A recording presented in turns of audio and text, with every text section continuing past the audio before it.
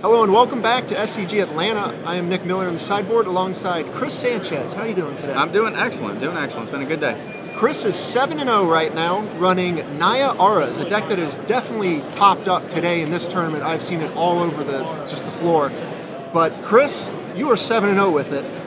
Yeah. You have a couple of interesting card choices here. I'll go over the deck real quick and then we'll dive into the specifics. Okay.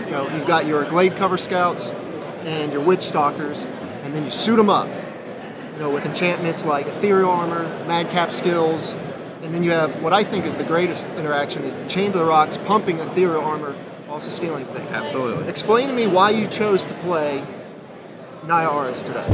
I chose Naya Aura originally because I was playing green-white aggro, and it had a lot of the same feel, except mono black would blow out the creatures, and then mono red would just have so much burn I could never overcome it.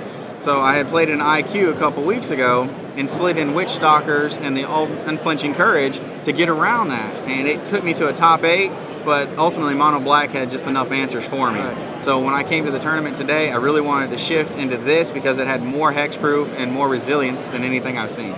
And it's interesting because with the boon of green-red and Jund monsters, the black decks, specifically Mono Black, has to alter its removal suite, which means not as many Devour Fleshes running around, which means playing a 1-drop and suiting it up is a lot more viable now. Yes. Now, an interesting choice I've seen that, I think Michael Majors was playing this deck, as is a few other people.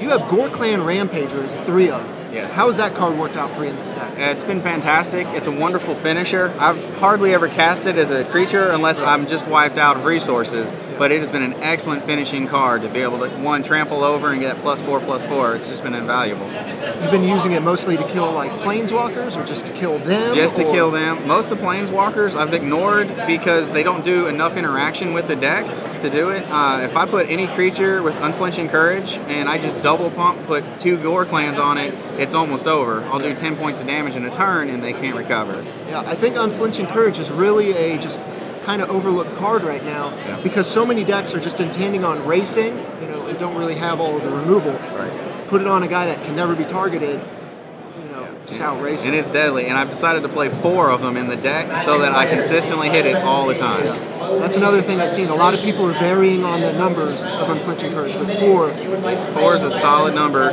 because you consistently put it on these 2 creatures, the Scout and the Witch Stalker, all the time. It's a consistent move. Now you also have Selesnya Charm and Boro Charm. Explain to me why you have 4 Selesnya Charm and 3 Boros. Okay. Or was it the other way? No, I have 4 Selesnya and 3 Boros. I've seen mix and match of both of those cards. By playing the green-white, I got to see the versatility of the Selesnya Charm. By far, the exiling a target creature 5 or greater because of all the red-green monsters, the mono-blacks, flyers, it has just been perfect. So I use it as a defensive card more than anything. And at times, if I'm out of keep creature, it gives me that as well. The Boro Charm definitely needs to be at least at 3 because the indestructibility with 4 damage to the opponent or the double strike. All 3 of those have been key throughout the whole day.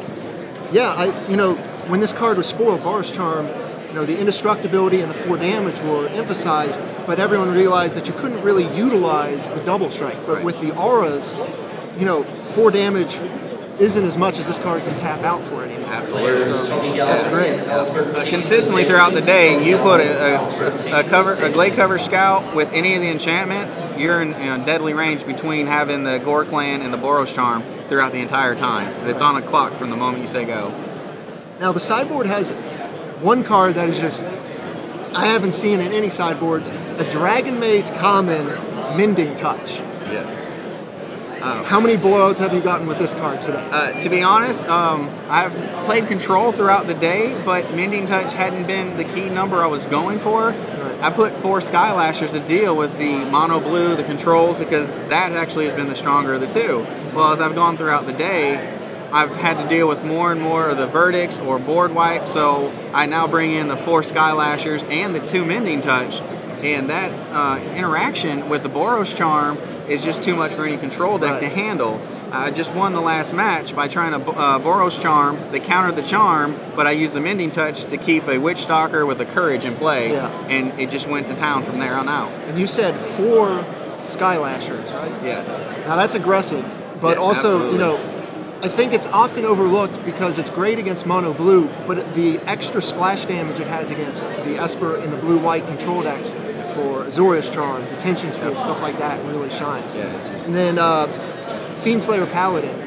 Have you been bringing these guys in a lot? Anytime I play mono red, I haven't had to face any mono black yet today, but mono red I've faced several times, and I've brought him in each time. He can't be targeted, and the extra lifelink just goes very well with everything else I'm doing. All right. So that's why I've only went to 2 on the side, just to give me an extra edge on them. And of course you got Mizium Mortars and Glare Heresy to deal with other problem cards. Absolutely. Seems like Bloodbearing would be pretty tough to get through in this deck. Yes. So yeah, Bloodbearing and the 4/4 Dragon. Right. You know, the pro white on there. There's nothing. Everything I have has white with the chains, with the Selesnya Charms. I can't touch it. So the Mizium Mortars are specifically for him because he is the card that blew out the green white all the time. Yeah. Couldn't stop it. So I brought the Mortars for him. So 7-0 so far. If you would suggest this deck to anyone, are there any changes you would make so far, or what you have right now? No. Great. It was great. I would definitely play this again. The only card that may change someday is the Voice of Resurgence. As powerful as the card is, it doesn't really add to the synergy of the deck, but it's a great defensive card. It keeps everybody at sorcery speed. There's lots of people playing the Lion instead. It's either or. I've enjoyed playing it. I wouldn't change anything. All right. Well, 7-0, a few wins away and a draw. You're in the top 8, so I'm glad you sat down with me, and I'm glad you're doing well with the deck that I would like to play. You know, punish them. Absolutely. So, Will do. For Chris Sanchez, I'm Nick Miller here in the Sideboard. Stay tuned for more action at SCG Atlanta.